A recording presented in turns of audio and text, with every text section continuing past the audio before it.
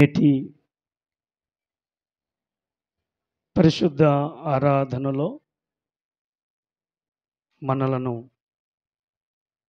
నడిపించిన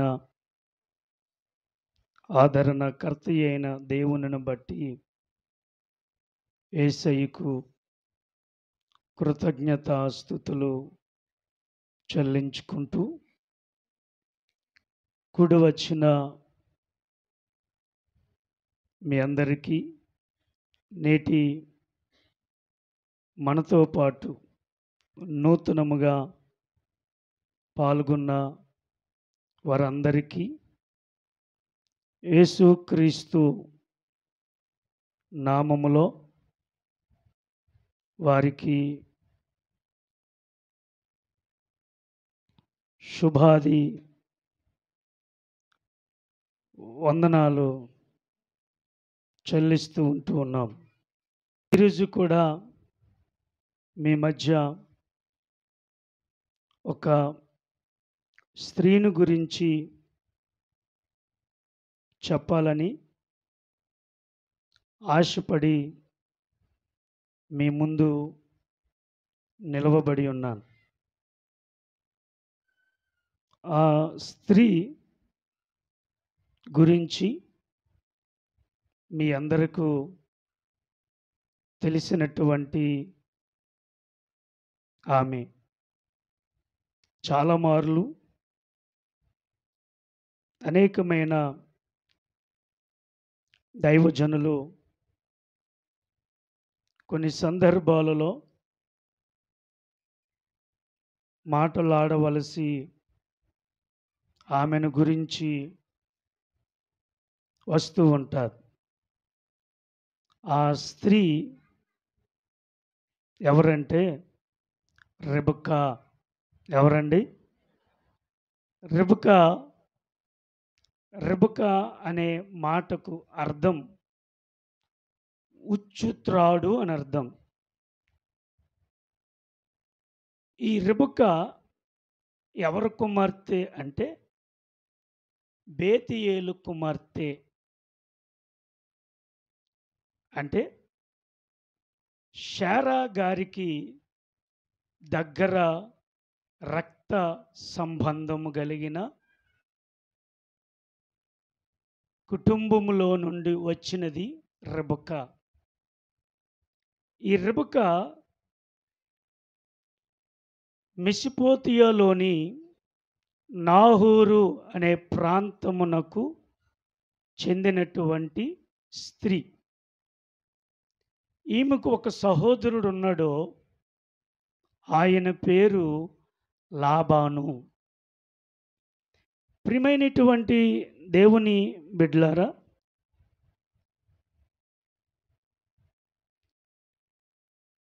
రెబెకాకు నాహోరు ఏమవుతాడంటే తాత అవుతాడు. ఈ నాహోరు ఎవరు అంటే అబ్రహాము యొక్క సహోదరుడు. ప్రియమైనటువంటి దేవుని బిడ్డలారా, పరిశుద్ధాత్మ దేవుడు రెబెకాను గురించి చక్కటి ఆదర్శవంతమైన గుణలక్షణాలు తెలిపాడు. ఆమె ఎటువంటిదంటే చక్కనిది. ఆమె ఎటువంటిదంటే ప్రియులారా కన్యక. అంటే ఏ పురుషుని ఎరగనటువంటిది, ఏ పురుషునితో పరిచయము లేనటువంటిది, పవిత్రత కలిగిన స్త్రీ. ప్రియులారా, ఈమె ఏ వ్యక్తిని కూడా తాకటానికి కూడా సాహసించేవారు కారు. అంత నికరమైనటువంటి గడుసున్న స్త్రీ. ప్రియమైనటువంటి దేవుని బిడ్డలారా, ఈమె ఎటువంటిదా అంటే ఆమె స్వభావము చాలా గొప్ప గొప్పది. ఇటువంటి స్త్రీని గురించి మనము ధ్యానించుట అవసరం. ప్రియులారా, మన ఆత్మీయ జీవితమునకు, మన అంతరంగ జీవితానికి బాగుగా ఉపయోగపడిన గమనించినట్లయితే దేవుడు స్త్రీ పాత్రను గొప్పగా హెచ్చించాడు. సమాజములో స్త్రీకి గొప్పతనాన్ని అనుగ్రహించాడు. స్త్రీ లేకపోతే ఈ భూమి మీదకి ప్రియులరా మరి యొక్క సృష్టి ప్రతిరూపాలు రావడం జరిగేది కాదు. అందుకే సంఘమును దేవుడు స్త్రీతో పోల్చాడు. సంఘమును భార్యగా వర్ణించాడు. ప్రియమైనటువంటి దేవుని బిడ్డలారా, స్త్రీ ఈ లోకములో ఒక ఉన్నతమైన పాత్రను పోషించగలిగినటువంటిది స్త్రీ. కాబట్టి స్త్రీని గురించి మనము ఆలోచన చేసినట్లయితే వర్ణాతీతమైనటువంటిది. ప్రియమైన దేవుని బిడ్డలారా, పురుషుడైన యేసుక్రీస్తు వారి కొరకు స్త్రీ అయిన సంఘము అలంకరింపబడుతూ ఉండాలి. అందుకే సంఘము స్త్రీతో పోల్చాడు. సంఘము ఎలా ఉండాలో, అనగా స్త్రీ ఎలా ఉండాలో పరిశుద్ధాత్మ దేవుడు తన గ్రంథము ద్వారా బయలుపరిచాడు. చాలామంది స్త్రీలు వారి జీవితాలు స్త్రీ ధర్మమునకు విరోధముగా పాటించగలిగిన వారు చాలామంది భూమి మీద ఉన్నారు. స్త్రీ జాతికే అవమానము తెచ్చినటువంటి స్త్రీలు భూమి మీద ఉన్నారు. ఈరోజు దేవుని బిడ్డలమైనటువంటి మనము మన ఎదుట రిబకాను ఉంచి అటువంటి సుగుణములు, అటువంటి సత్క్రియలు, అటువంటి అలంకరణ మనలో ఉన్నాయో లేవో తెలుసుకొనుట మంచిది. ప్రియమైనటువంటి దేవుని బిడ్డలారా, ఈ రిబకా ఎటువంటిది అంటే మొట్టమొదట ఆమె గుణం విధేయత కలిగిన స్త్రీ.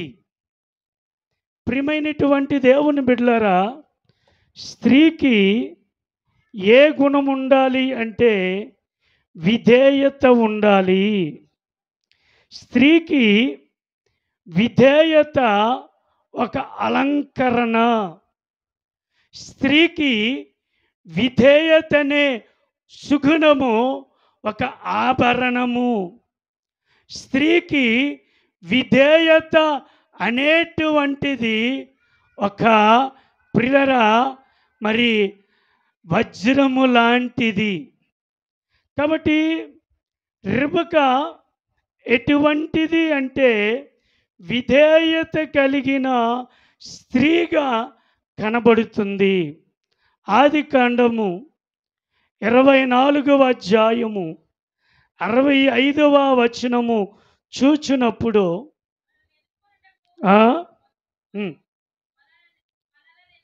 మనలను ఎదుర్కొనుటకు పొలములో నడుచుచున్న ఆ మనుషుడెవరని దాసును అడుగుగా అతడు ఇతడు నా యజమానుడని చెప్పెను. గనుక ఆమె ముసుగు వేసుకునెను. ప్రియమైనటువంటి దేవుని బిడ్డలారా, ఈ హిస్టరీ మనకంతా తెలుసు. ఎలియాజరు ఈసాకు కొరకు అబ్రహాము దగ్గర ప్రమాణము చేసిన తరువాత ఈసాకు నిమిత్తము ఒక స్త్రీని తీసుకురావడానికి ప్రయాణము చేశాడు. ప్రయాణము చేసిన ఎలియాజరు ప్రార్థన చేశాడు. ఆ చోట బావి ఉంది. ఆ బావి దగ్గరికి సాయంకాలము పూట స్త్రీలు వచ్చి నీళ్లు చేదుకోవడం జరుగుతుంది.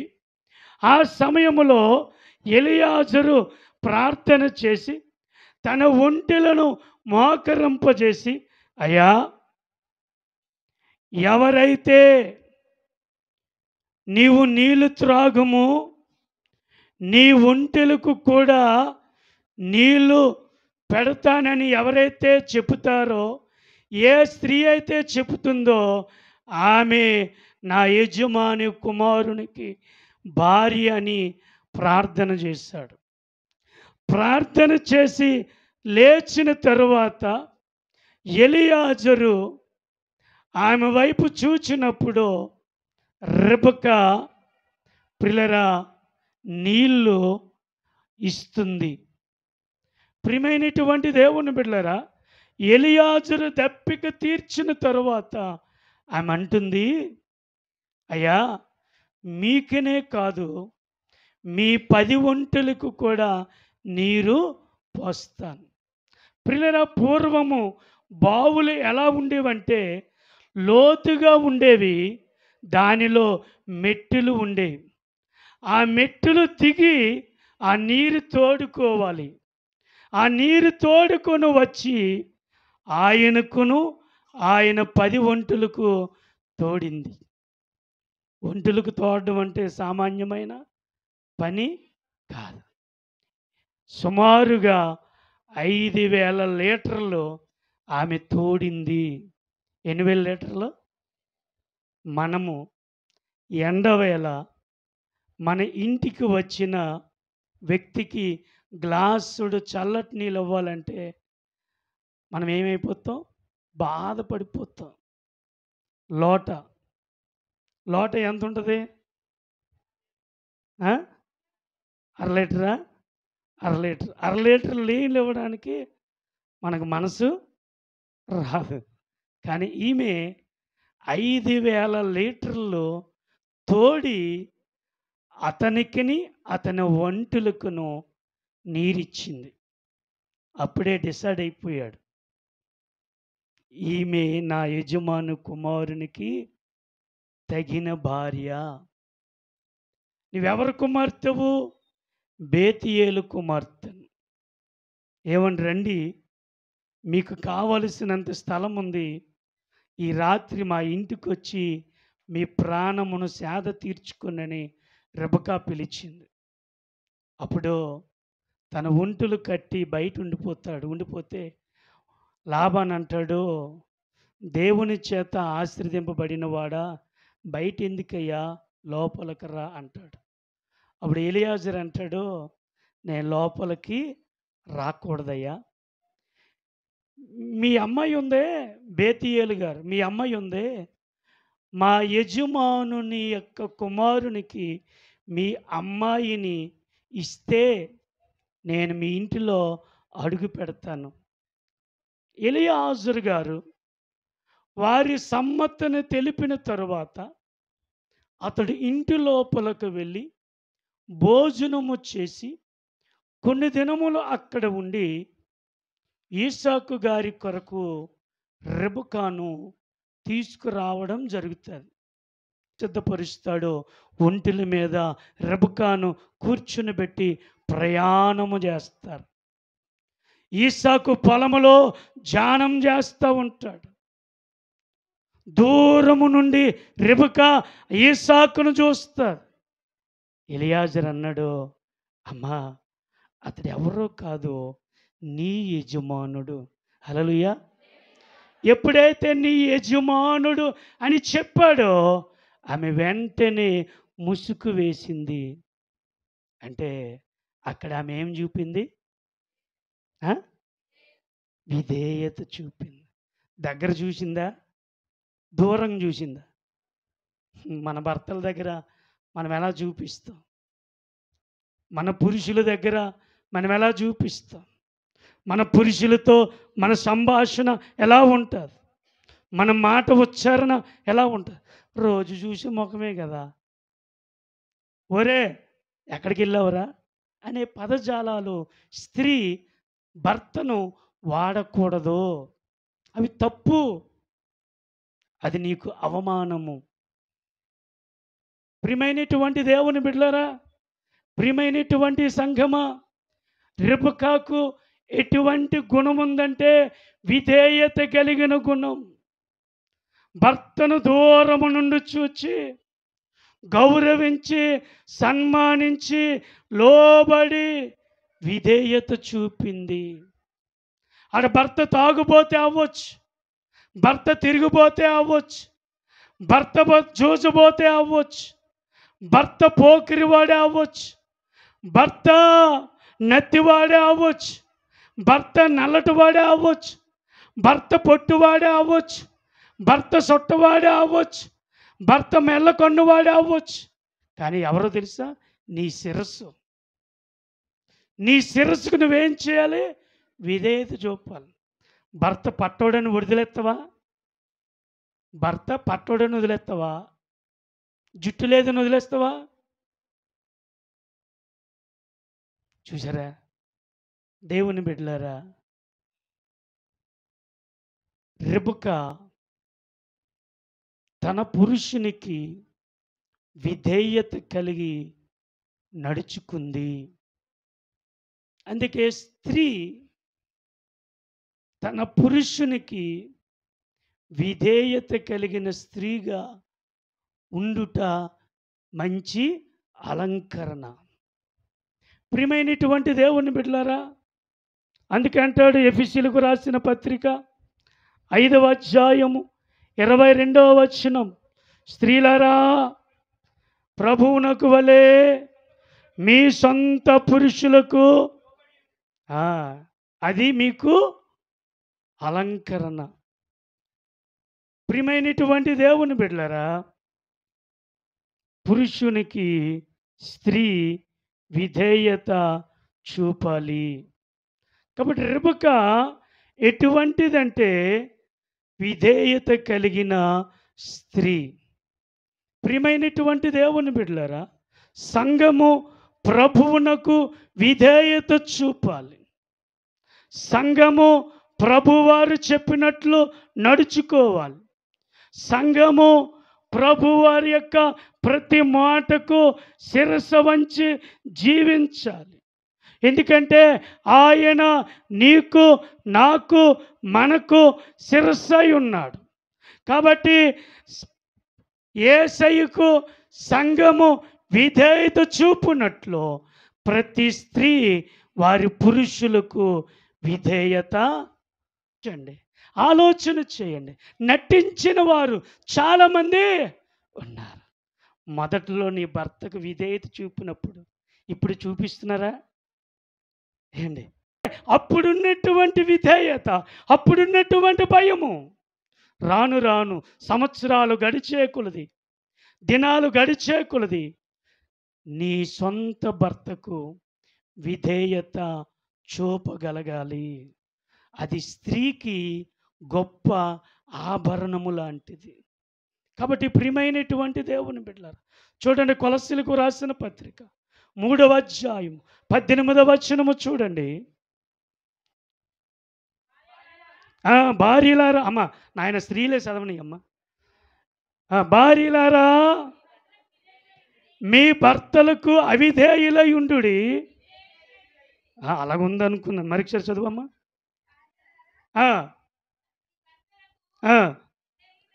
విధేయులై ఉండుడి, ఇది ప్రభువును బట్టి యుక్తమై ఉన్నది. హల్లెలూయా. స్త్రీలారా, కాబట్టి స్త్రీ రెబెక్కా లేక సంఘము ప్రభువునకు విధేయత కలిగి జీవిస్తూ ఉంది. ప్రియమైన దేవుని బిడ్డలారా, స్త్రీ ఎలాగుండాలంటే విధేయత కలిగి ఉండాలి. తల ఎత్తేవారుగా ఉండకూడదు. స్త్రీ యేసయ్యకు విధేయత చూపాలి. కాబట్టి స్త్రీ ఎటువంటి గుణము కలిగి ఉండాలి అంటే భూమి మీద సంఘములో విధేయత కలిగి ఉండాలి. ప్రియమైన దేవుని బిడ్డలారా, పేతురు రాసిన మొదటి పత్రిక 5-6 వచనాలు చదవండి. అటువలే పూర్వము దేవుని ఆశ్రయించిన పరిశుద్ధ స్త్రీలను తమ స్వపురుషులకు లోబడి ఉండుట చేత తమ్మును తాము అలంకరించుకొనిరి. చూసారండి, పూర్వము వారి పురుషులకు స్త్రీలు ఎంత విధేయత చూపించేవాళ్ళు తెలుసా? నా భర్తకు లోబడుతున్నావా? నీ భర్తకు విధేయత చూపుతున్నావా? పూర్వము స్త్రీలు వారి స్వపురుషులకి లోబడి ఉండుట చేత వారికి వారు అలంకరించుకున్నారు. ఆ పదములో ఎంత మాధుర్యం ఉందండి! ఆ పదములో ఎంత ప్రేమ ఉందండి! ఆ పదములో ఎంత గౌరవం ఉందండి! నా యజమానుడా. ఎప్పుడైనా పిలిచారా మీ భర్తల్ని? రిబకా లేక శారా తన భర్తను నా యజమానుడా అని పిలిచింది. అంటే ఆ పిలుపులో ఒక విధేయత, ఒక గౌరవము. కాబట్టి స్త్రీ ఎటువంటి గుణము కలిగి ఉండాలంటే విధేయత కలిగిన స్త్రీగా ఉండాలి. రిబకా మన ఎదుట ఎలా కనబడుతుందంటే విధేయత కలిగిన స్త్రీగా ఉంది. మనము, నాతో పాటు మనమందరం కూడా ప్రభువుకు స్త్రీలమే. మనము అన్ని విషయములలో మన ప్రభువైన యజమానుడికి విధేయత కలిగిన వారముగా ఉండాలి. అప్పుడు మన ప్రభువైన యజమానుడైన యేసుక్రీస్తు ఏమని సంబోధిస్తాడంటే నా ప్రియురాలా అని సంబోధిస్తాడు. కాబట్టి రిబకా ఎటువంటి గుణము కలిగి నడుచుకుందంటే విధేయత కలిగిన గుణము కలిగి నడుచుకుంది. రెండవదిగా రిబకాలో ఎటువంటి గుణము కనబడుతుందంటే ప్రియులారా, ఆదికాండము 25వ అధ్యాయము 22వ వచనం చూడండి. ఆమె గర్భములో శిశువులు ఒకనితో ఒకడు పెనుగులాడును గనుక ఆమె ఇలాగైతే నేను బ్రతుకుట ఎందుకని అనుకొని ఈ విషయమై యెహోవాను అడుగు వెళ్ళెను. అప్పుడు యెహోవా ఆమెతో ఇట్లనెను. రెండవదిగా రిబకా ఎటువంటి గుణము కలిగి ఉందంటే దేవునితో సహవాసము కలిగి ఉంది. దేవునితో తన సమస్యను పరిష్కరించటానికి దేవుని దగ్గరతో మాట్లాడడానికి ఇష్టపడింది. ఎందుకంటే రిబకా గర్భములో 2 జనపదములు ఉన్నాయి. అనగా కవల పిల్లలు ఉన్నారు. ఈ కవల పిల్లలు 2 గర్భములో పెనుగులాడుతూ ఉన్నారు. ఎప్పుడైతే ఈ కవల పిల్లలు పెనుగులాడుతున్నారో రిబకా గారికి నొప్పి వస్తుంది, బాధపడుతుంది, భరించలేకపోతుంది. అప్పుడు దేవుని దగ్గరికి వెళ్ళి, అయ్యా నేను బ్రతకగలనా? ఈ బాధ ఎక్కువవుతుందని దేవుని దగ్గరికి వెళ్ళి మాట్లాడి తన సమస్యను పరిష్కరించుకోవడానికి ఇష్టపడింది. ప్రియులారా, రిబకా దేవునితో సహవాసము కలిగి ఉంది. దేవుని బిడ్డలమైన మనము మన సహవాసము లోకముతో ఉండకూడదు. మన సహవాసము పాపిష్టులతో ఉండకూడదు. మన సహవాసము లోక మనుషులతో ఉండకూడదు. మన సహవాసము మన రక్షకుడైన ప్రభువైన యేసుక్రీస్తు వారితో ఉండాలి. హల్లెలూయా, హల్లెలూయా, హల్లెలూయా. నీ సహవాసము మూర్ఖులతో ఉండకూడదు. నీ సహవాసము నామకర్తలతో ఉండకూడదు. నీ సహవాసము ఆచార కర్మకాండ చేసేవారితో ఉండకూడదు. నీ సహవాసము భక్తి లేని వారితో ఉండకూడదు. నీ సహవాసము ప్రార్థన లేని వారితో ఉండకూడదు. నీ సహవాసము రక్షణ లేని వారితో ఉండకూడదు. నీ సహవాసము మారు మనసు లేని వారితో ఉండకూడదు. నీ సహవాసం ఎవరితో ఉండాలి తెలుసా? పరిశుద్ధులతోనూ ప్రభువైన యేసుతోనూ నీ సహవాసం ఉండాలి. రెబెకా తన సహవాసము తన దేవునితో ఉంది.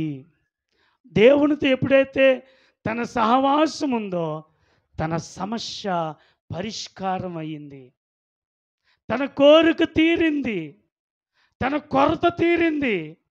తన అవకాశాలు తీరాయి. తన ఆలోచన నెరవేర్చబడ్డాయి.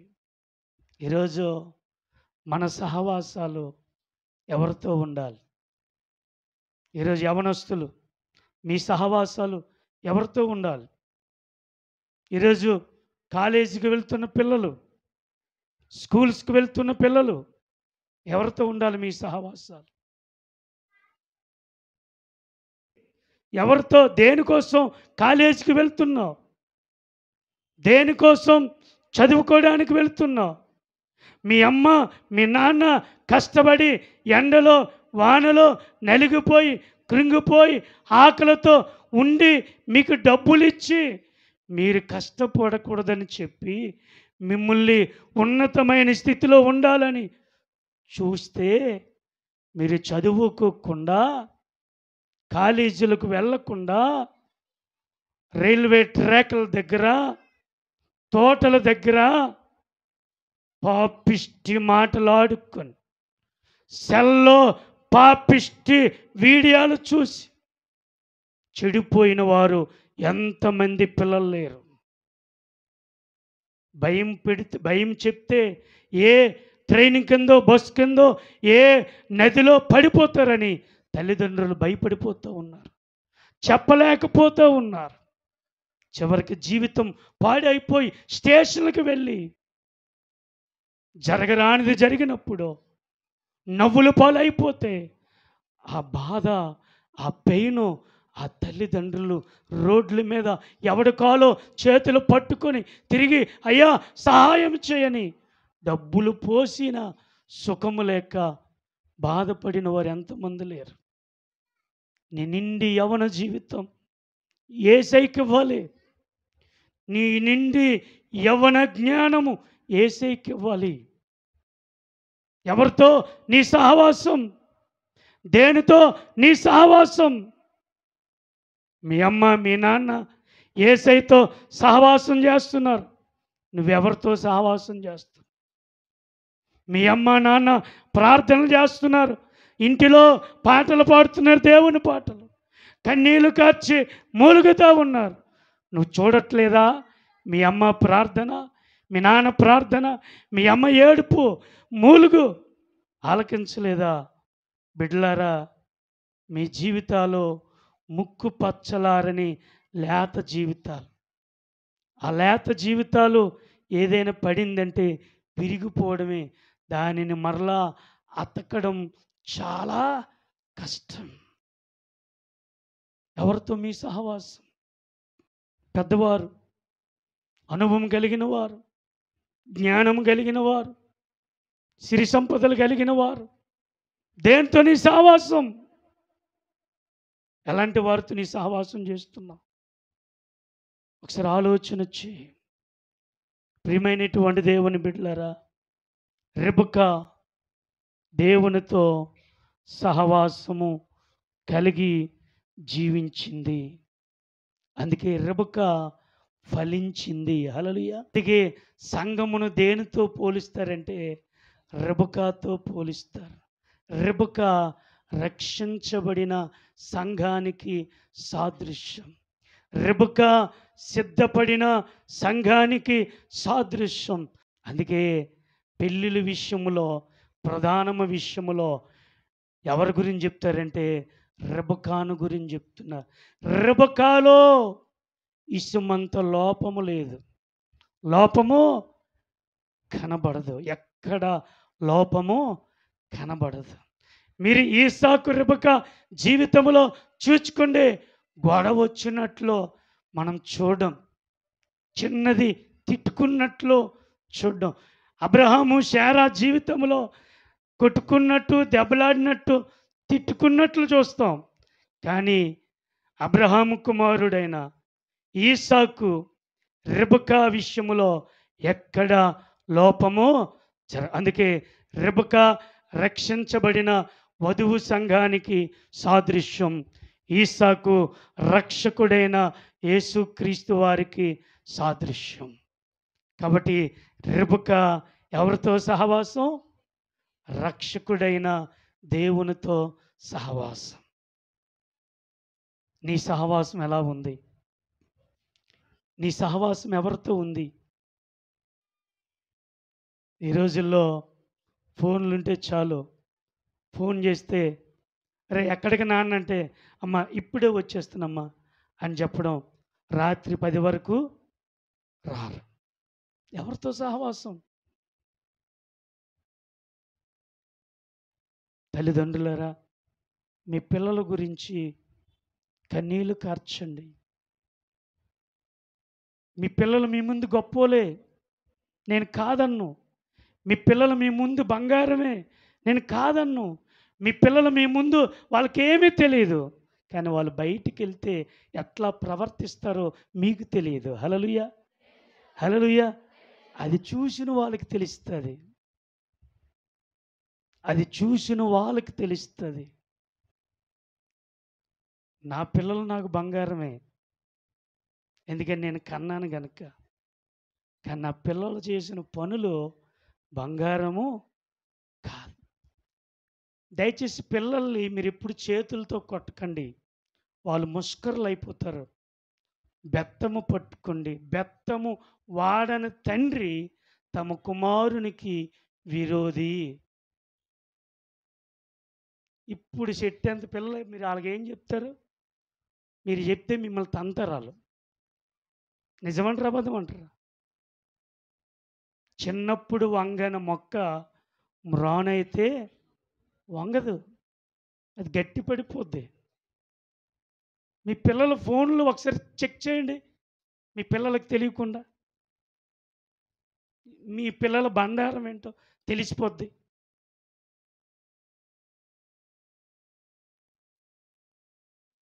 ఎప్పుడైనా మీ పిల్లల గురించి కేర్ తీసుకుంటున్నారా? లేదండి. మా పిల్లలు బంగారం అండి. బంగారమే చివరికి ఇనుమైపోద్ది. దేవుని బిడ్డ, మన సహవాసాలు లోకస్తులతో, లోకముతో కాదు, దేవునితో మన సహవాసము ఉండాలి. 1 యోహాను రాసిన పత్రిక 1వ అధ్యాయము 2-3 వచనాలు అంటాడు. చదవండి. యోహాను అంటాడు అక్కడ, మన సహవాసము మాతో కూడా మేము చూచిన దానిని, విన్న దానిని మీకును కూడాను మన సహవాసం అయితే తండ్రితో కూడాను ఆయన కుమారుడైన మన సహవాసం ఎవరితో ఉండాలి? యేసుక్రీస్తు వారితో, తండ్రితో ఉండాలి. మన సహవాసము ఆయనతో ఉండాలి. మన సహవాసము మారు మనసు లేని వారితో ఉండకూడదు. రక్షణ లేని వారితో ఉండకూడదు. అబద్ధాలు చెప్పే వారితో ఉండకూడదు. గొడవలాడే వారితో ఉండకూడదు. కొండేలు చెప్పే వారితో మన సహవాసాలు ఉండకూడదు. మన దేవుడు పరిశుద్ధుడు, కుండుములాడేవాడు కాడు, గొడవ ఆడేవాడు కాడు. ఆయన ఆయన కంఠస్వరము వినబడదు అన్నాడు వీధుల్లో. కాబట్టి ప్రియమైన దేవుని బిడ్డలారా,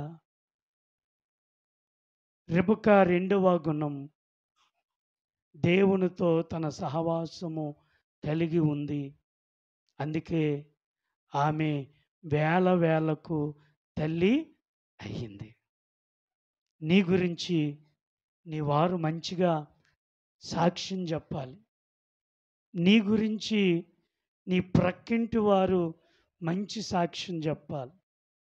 నువ్వు నడుచుకుంటూ పోతూ ఉంటే నీ వీధి వారందరూ నీ గురించి మంచిగా మాట్లాడే ఉంటే ఆమెలాగా ఉండాలి, మాట్లాడితే ఆమెలాగా మాట్లాడాలి, భక్తి చేస్తే ఆమెలాగా భక్తి చేయాలి అని చెప్పగలగాలి.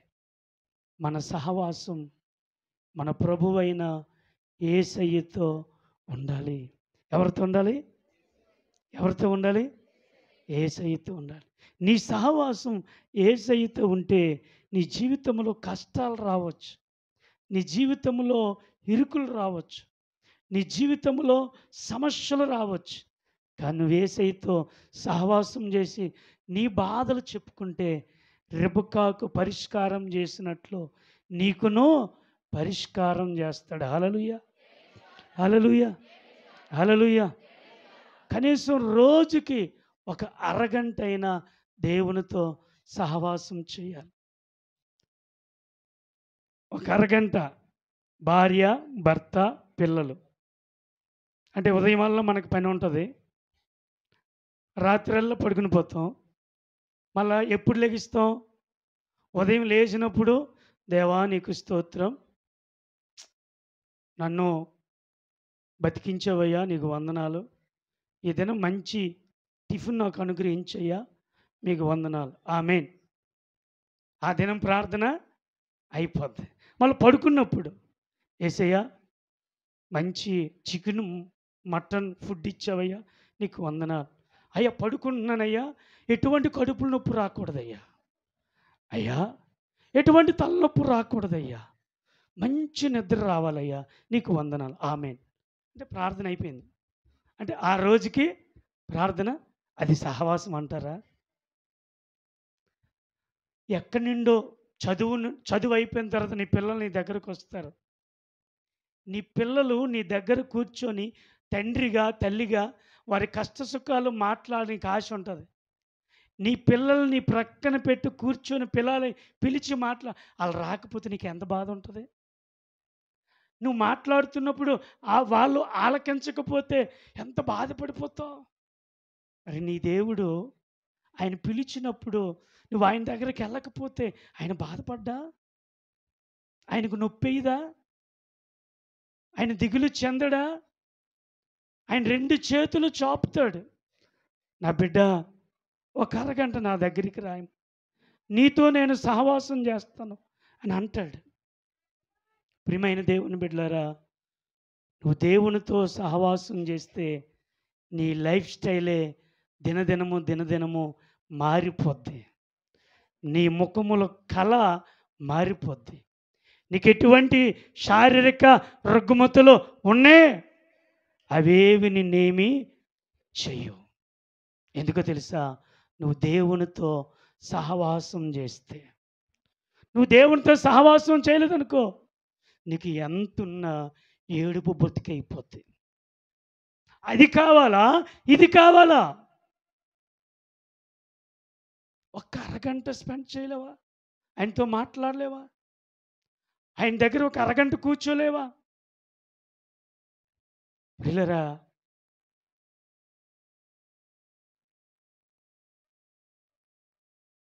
మోషే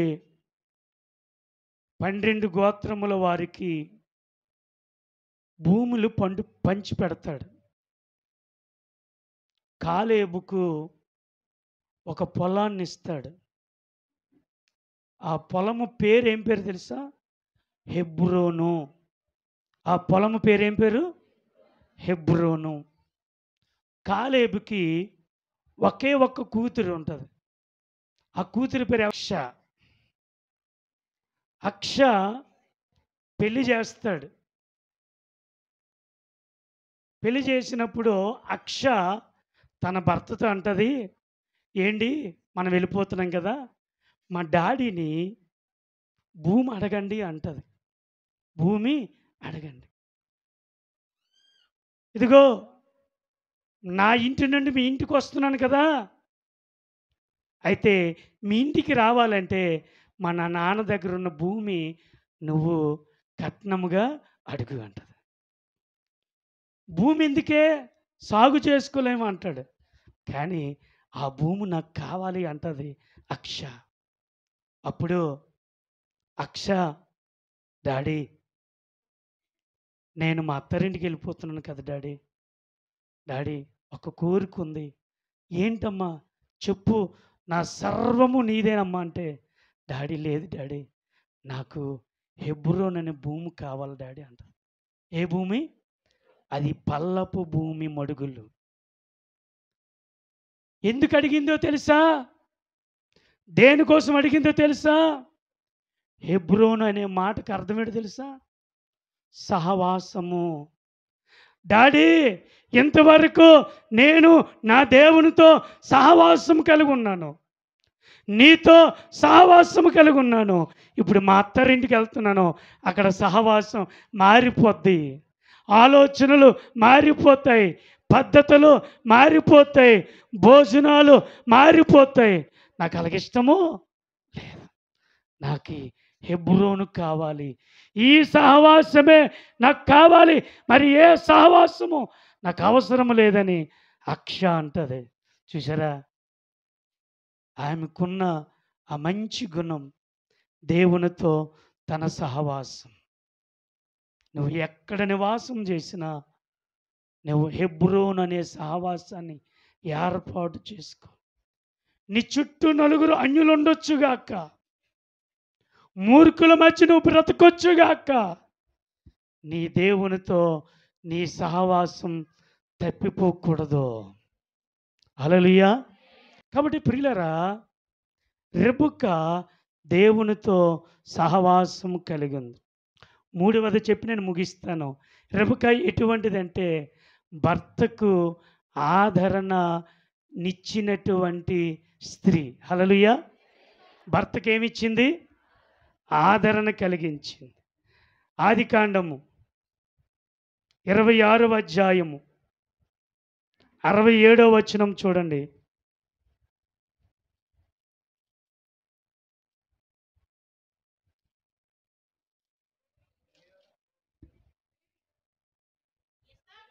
ఆ,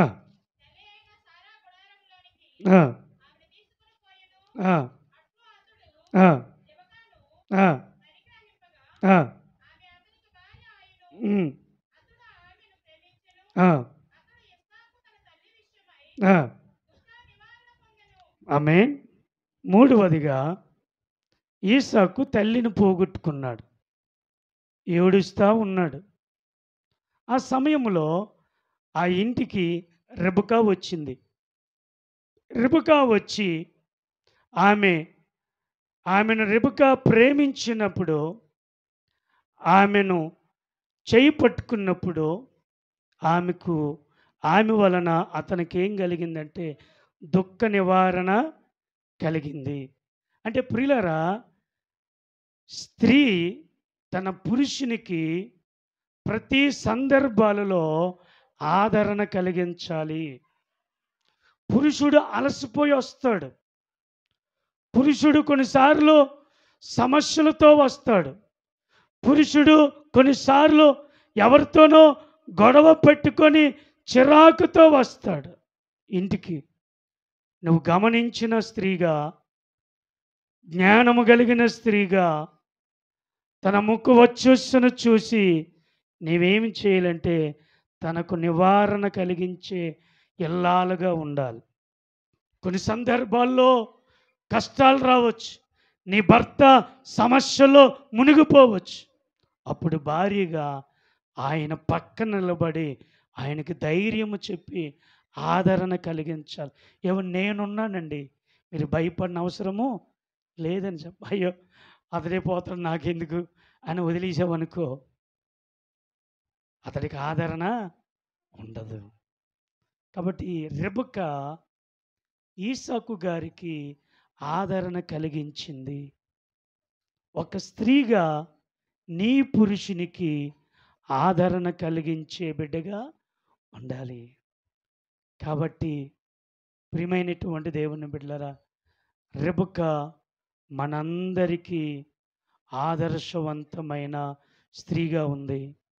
రెబెకా వలె మనము భూమి మీద నడుచుకోవాలి. రెబెకా విధేయత కలిగిన స్త్రీ. రెబెకా దేవునితో సహవాసము కలిగిన స్త్రీ. రెబెకా తన భర్తకు ఆదరణ ఇచ్చిన స్త్రీ. హల్లెలూయా. లక్షణాలు మనలో ఉంటే దేవుని యొక్క కృప మన మీదకి వస్తుంది. అట్టి కృప దేవుడు మనకు దయచేయునుగాక.